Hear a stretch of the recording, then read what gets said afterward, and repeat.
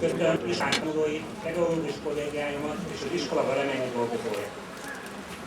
Tisztelettel és szeretettel köszöntöm a szülőket, vendégeinket, akik jelenlétükkel megtisztelik iskolánk tanítványok és valladás ünnepéjét. Kedves búcsúzó 8-asok! A mai nappal kirepültek a fészekből. Elhagyjátok az iskolát, ami éveken át nyújtott biztonságos menedéket számotokra. Most kirepültök innen, és többen kirepülnek a családi fészekből is. De ne csüggedjetek, a repülés szabadság, ha jól használjátok a felfelé szálló államatokat, hihetetlen magasságokba emelkedhettek. Kívánjuk, hogy ti is magasba szárnyalhassatok, ez jelképezendő, engedjétek a lutikat. Most!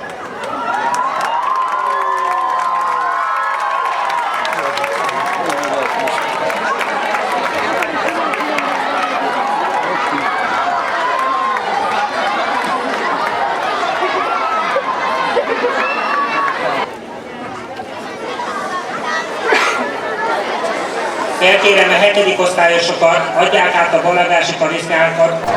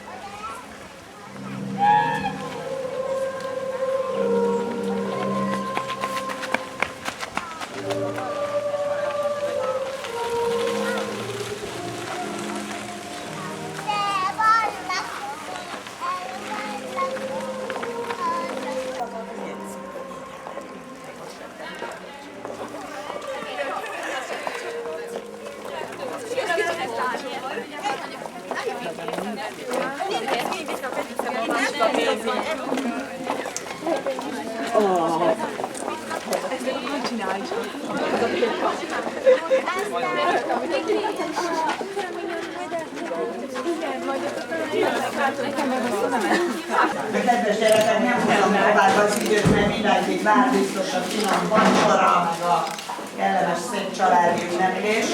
Azoknak a gyerekeknek szeretném odaadni a bizonyítványt, akik még nem kapták meg. Jaj, Csabi! Csabi ablakot kuccol közül.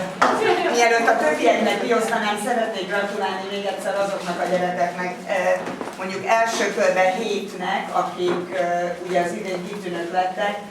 Azért ha belegondoltok, hogy 25-en vagyunk 8. osztályra, és abból 7 kitűnőnk van, azt gondolom, hogy ez is sok mindent elmond rólatok. Amikor azt szoktuk mondani, hogy a második fél évben már leengedtek, mert nem tanultok, ahhoz képest nagyon jól sikerült, hogy még mindig 7 embernek sikerült kitűnőnek lenni. Már volt olyan őrült, aki visszafele évet, azt kérdezte, hogy ez biztos? Nem voltam. Akkor miért mondod, hogy nem te voltál? Külön gratulálok annak az 5 gyereknek, aki Várdos emlékplakettet kapott. 8 éven át kitűnőnek lenni, azt gondolom, hogy azért nem kell elmondani nektek sem, meg az ötőjüknek sem, hogy azért emögött mennyi munka van.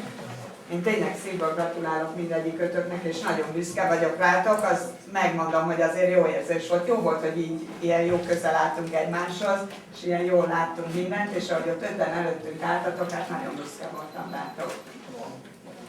A többieknek is természetesen mindenkinek van mihez gratulálni. Többek kaptatok oklevelet, ahhoz is külön gratulálok.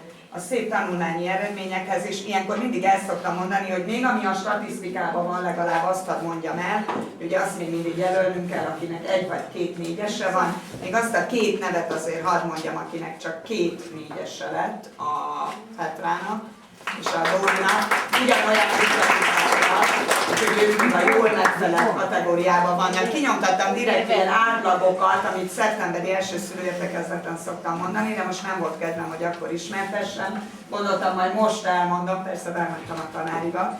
Meg még 1-2 dolgot, úgyhogy a jövő évre, meg hát nem is tudom. Én azt kívánom, hogy legalább ilyen közösségbe lejjetek, és legalább ilyen jól tanuljatok, mint ahogy itt sikerült ebben a 8 évben. És azt is kívánom azért kicsit önző módon, hogy gyertek vissza, ha lehet. Ezt tényleg nem csak így mondjuk, hanem tényleg örülünk nektek, bár sokszor láttátok, hogy valaki visszajön, és jaj, bocs, nincs időm, futunk, de ha olyan időben jöttök, amikor tudunk kicsit beszélgetni, akkor nagyon nagy örömmel látunk benneteket, és várjuk a híreket az új helyetekről.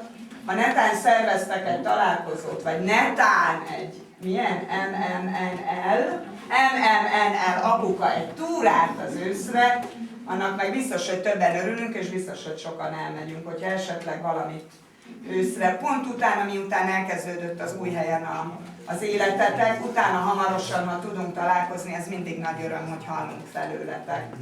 Hát még egyszer minden jót kívánok nektek, szép nyarat, szép estét!